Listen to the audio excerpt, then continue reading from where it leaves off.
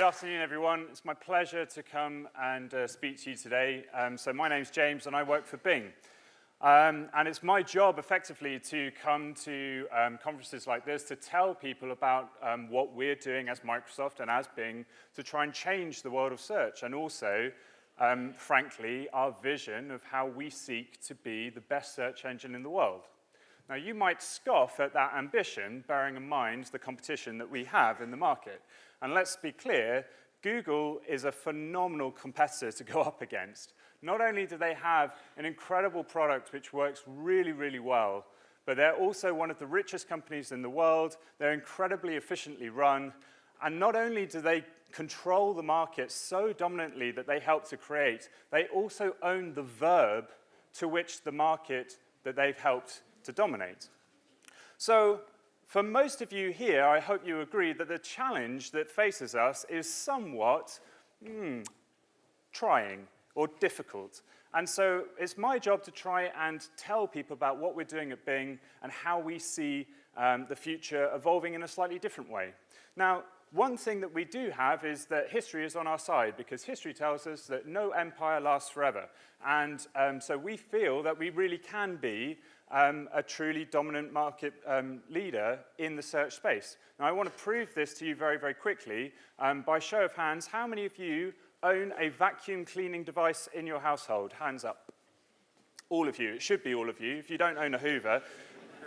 Okay, keep your hands up if you actually own a Hoover device.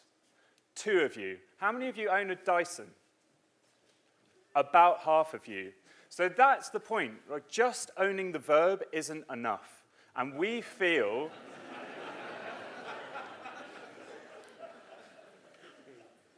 Bing has an opportunity to be the Dyson of search. Now, if we're going to do that, then we have to change the way that people think about search. And the fundamental thing that we have to do is to crack the hardest part of search, and that is to decode human context. I'm going to talk to you about that today, about some of the things that we're doing in order to try and do that. So this picture tells you everything that you need to know about the importance of information. And not just any information, but having the right information. Because information and having the correct information equals human happiness. If you are the kid who turns up to a superhero party dressed as Spider-Man, that is fine. You are a happy kid. If you are the kid who turns up to a DC Universe superhero party as the Marvel character Spider-Man, that is a disaster, and you are not a happy chappy.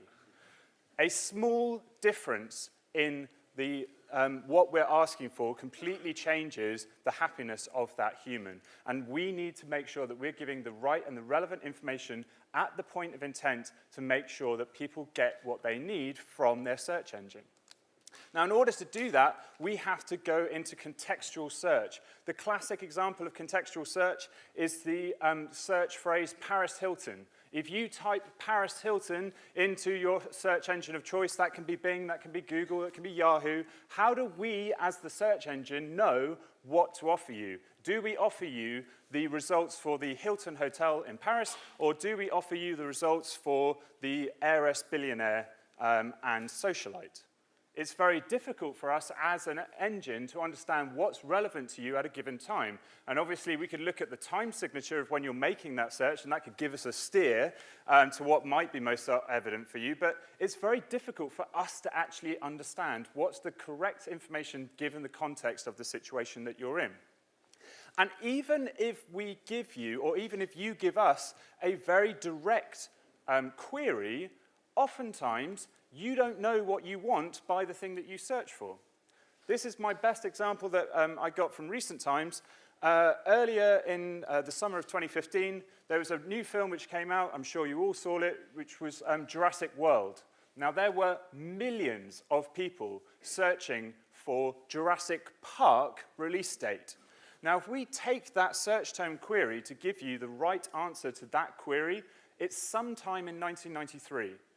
But we knew that in most cases, people aren't going to be interested in the original Jurassic Park film. With the new film coming out, they probably are interested in Jurassic World. So even when they search for Jurassic Park, we have to make the judgment call to serve them information about Jurassic World. And so we created this beautiful search experience within Bing, which showed you not just the release date of the forthcoming film, but you could also watch the trailer, you could look at the latest reviews, you could book a ticket within the SERP and go to your local cinema to go and see it.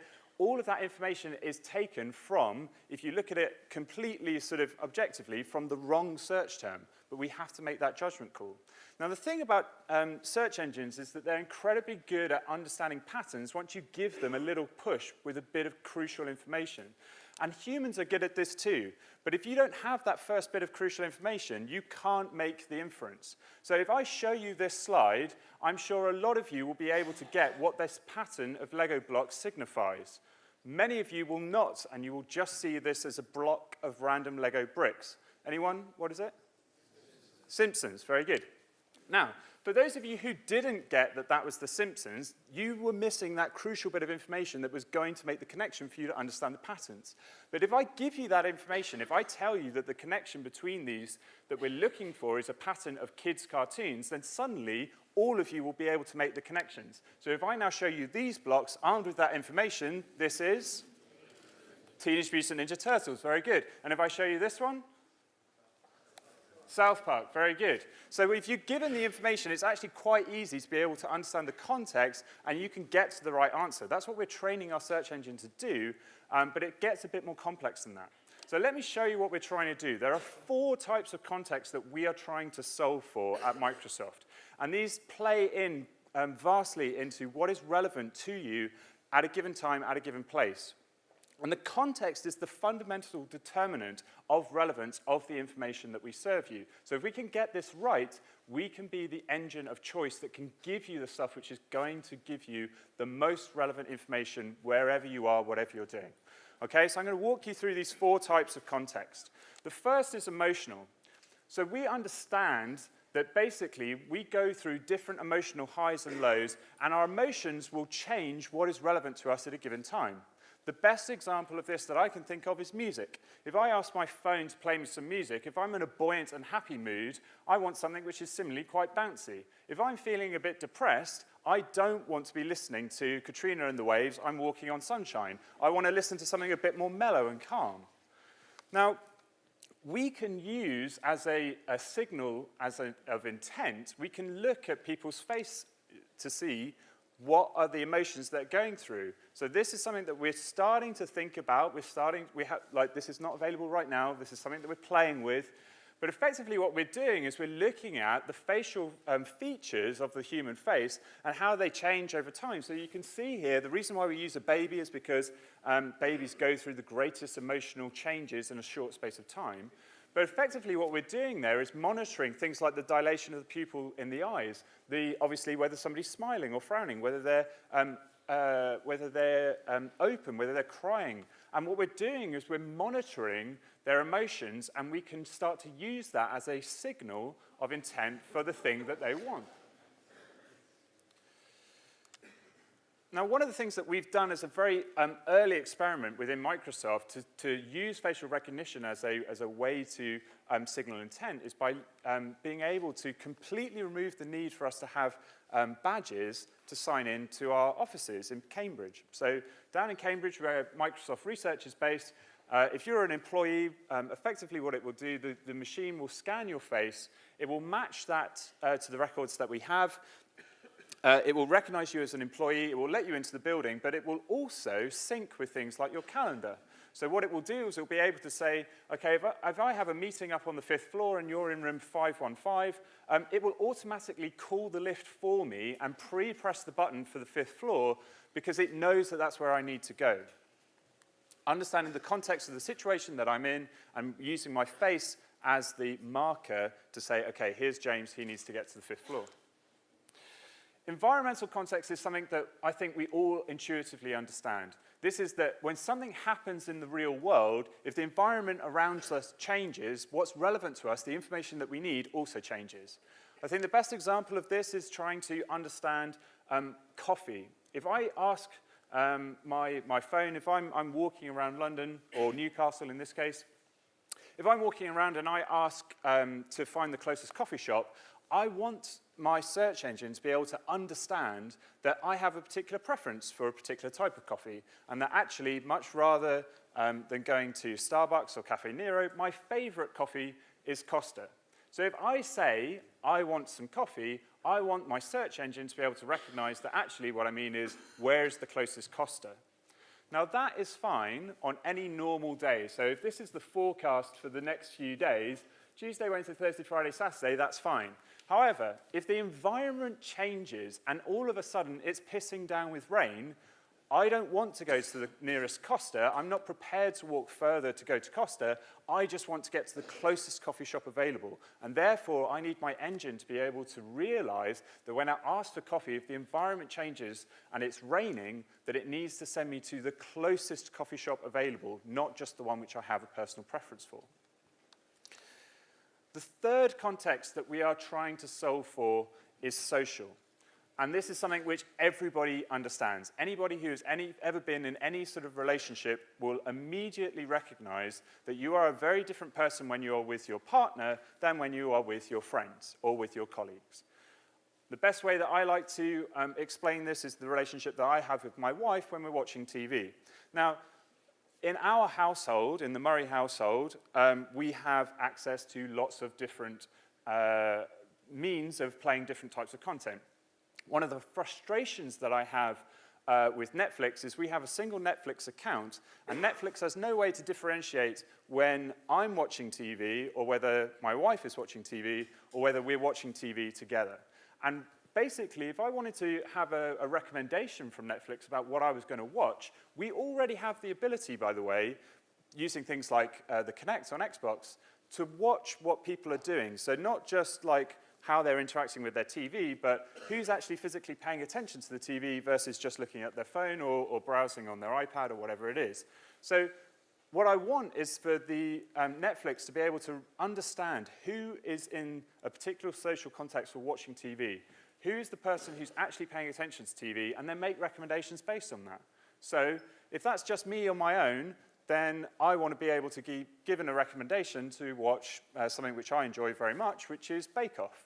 If I'm with my wife, who hates Bake Off, I want it to make a recommendation for us to watch something we both enjoy, like Game of Thrones. And if my wife is by herself, then she can watch whatever the hell she likes, and I don't really care. The final one is the hardest one, because this is the most difficult to try and grasp and understand what it is that we're aiming for, and it's external context. And external is all of the other sort of things that can have an effect on what might be relevant to you at a given point in time, or might have an influence on what is meaningful to you.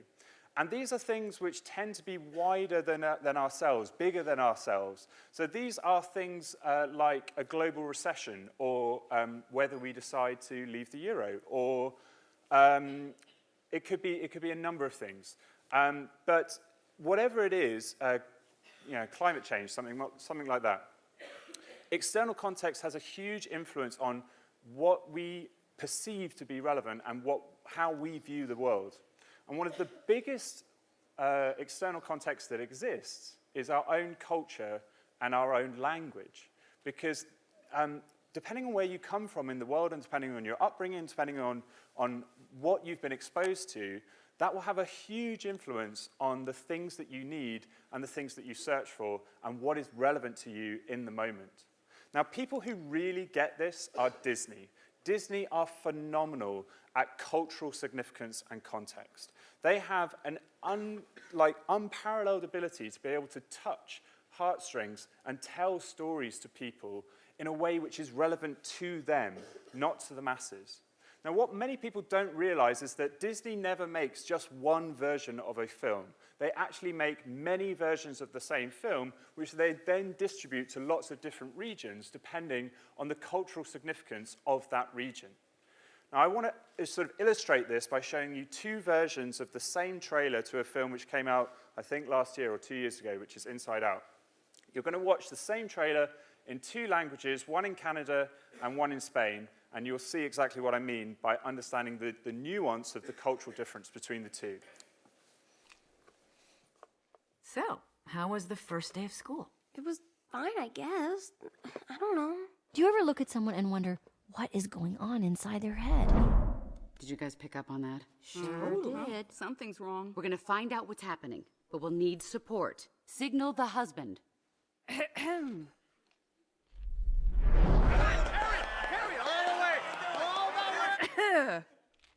Uh-oh, she's looking at us.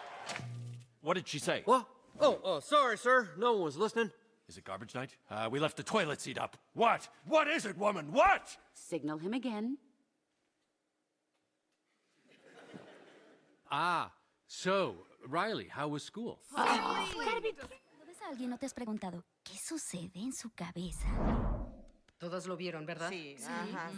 Le pasa algo. Averiguaremos lo que pasa, pero con apoyo. Hazle señas al esposo. Buen pase para Reeves, quien entra por el centro y logra Nos está mirando. ¿Qué fue lo que dijo? ¿Qué? Lo siento, señor. Nadie escuchó nada. ¿Sacar la basura? ¿El asiento del sanitario? ¿Qué? ¿Qué quieres, mujer? ¿Qué? Hazle otra seña. Oye, Riley, ¿qué tal la escuela? ¿En serio? Esto me está pasando. Dejamos al piloto. Okay, now you don't have to speak Spanish to see that the joke still works, right? The clip is the same. It's a fantastic little bit and something that we can all kind of sort of intuitively get and understand. I'm sure you all noticed the difference between the two. Clearly in Canada, the biggest sport for them is ice hockey, so they show the people inside the brain watching ice hockey. In Europe, ice hockey doesn't mean anything to us, so they have to change it and they make it into football. Now the thing is that Disney do this like throughout all of their films, and all of the time what they're doing is they're saying, we need to make sure that whatever we show touches the hearts of the people that are going to watch and that is culturally relevant and significant to those people. And language, I think, is one of the biggest things that we have to overcome in terms of trying to understand that external context. Because if you don't have the ability to understand the language of somebody and where they come from and what the nuances of that language mean, then you're always going to struggle. So the last sort of story that I want to just finish off with is a very personal story to me. It's the hardest presentation that I ever have to give. People often ask me if I get nervous when I stand up doing a talk, and I often do get nervous, but not nearly as nervous as I had to for the hardest presentation I had to give, which was the speech that I gave on my wedding day. And the reason for that is because you can see from this photo, this is my actual sort of wedding photo, that is my wife. She's from Taiwan. And her parents, in fact, her entire family, don't speak any English. So for my wedding speech, I had to deliver half of it in Chinese, and I don't speak Mandarin. Now, any Mandarin speakers in the room? Okay, so I may just be about to offend you with my terrible pronunciation.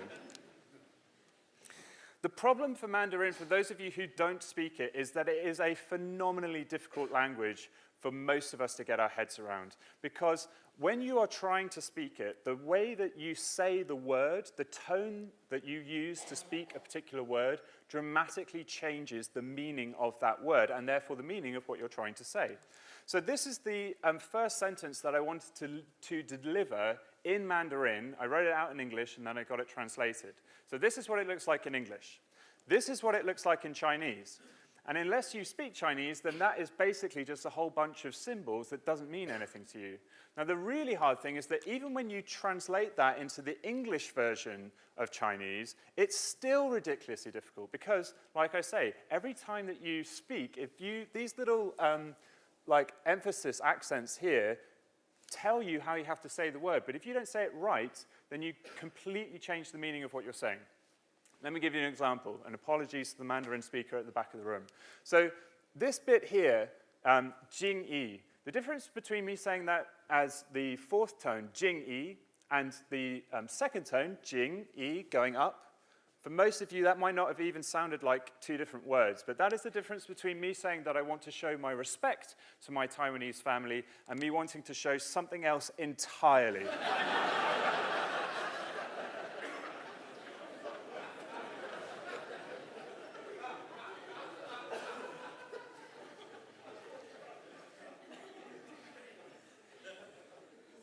So you can imagine my hesitation as I had to deliver an 8-minute speech in Chinese. It took me 3 months of practice to get this right, because if I didn't get it right, this could be the quickest marriage to divorce ever.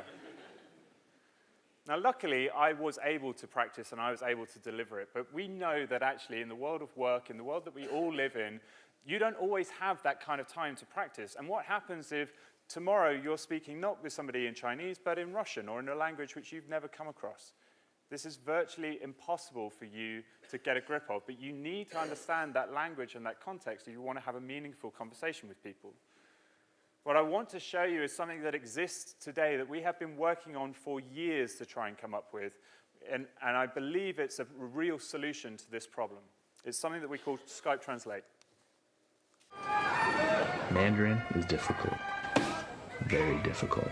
Even the locals say so. I've learned some basic Mandarin, or what I call survival Chinese, but when I'm out traveling in the provinces, they don't always get me.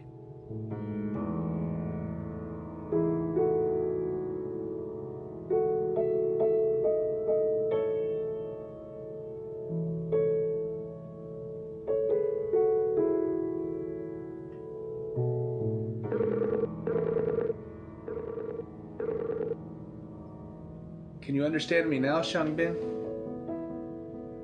你现在能理解我吗 Tom， 你会讲中文啦 He, you speak Chinese. Thanks, Shangbin. Your English has improved too. It's really nice to see you again, and also nice to talk to you. So, do you know where I can get a good picture from up in the hills? 那些山有很多秘密。 Yes, there are many secrets. What time should we start out for the top? 星期四早上5点出发。 Thursday, we start at 5 in the morning. That's gonna hurt. Communication is, of course, the key to my career.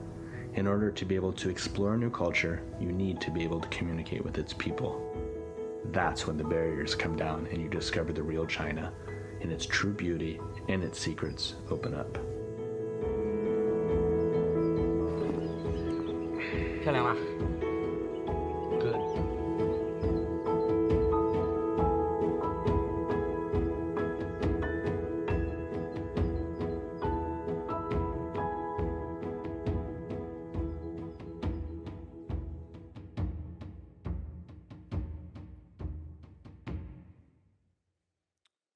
All right, so I hope you'll agree that is a pretty phenomenal technology. That is available to all of you right now. If you download the latest version of Skype, you can actually have a conversation with somebody in a completely different language, not just Chinese, but Russian, French, German, Italian, Spanish, and a couple others. We're adding more all the time. Now, this is something that we feel is truly changing the way that we perceive search, because although it doesn't look like it, there's no search which is going on in a box there. It's Bing which is actually enabling that translation to happen. And we're moving search into a world where you won't have to go to a box in order to search something, but actually where the searches will just be there being done in the background on your behalf in order to enlighten, make these experiences light up that you won't even be particularly thinking about. So I want to finish off by sort of telling you how we see this new paradigm. If you work in search, or if you've even had a a brief brush with the world of search, you'll know that there's an oft-quoted phrase which is "content is king." And we firmly believe that actually that we've gone way past that. Content is king is something which is something of the early 2000s, but now we truly believe that the next evolution of search is going to be in cracking human context. And context actually is king. Content can take you so far, but giving people the right information at the right time, depending on the context, how that changes, whether they're in a particular different emotional state, whether something changes in the environment around them, whether they're with different people and how that changes what they need, and those external environments that can have a huge influence on what is relevant to people at a given time. These are the things that we are trying to solve for. And we are not there yet. We have not solved this issue. But this is what we're working on, and this is how we believe we truly can become a first-rate, world-class search engine. And we do believe that we can challenge Google. Thank you very much for your time.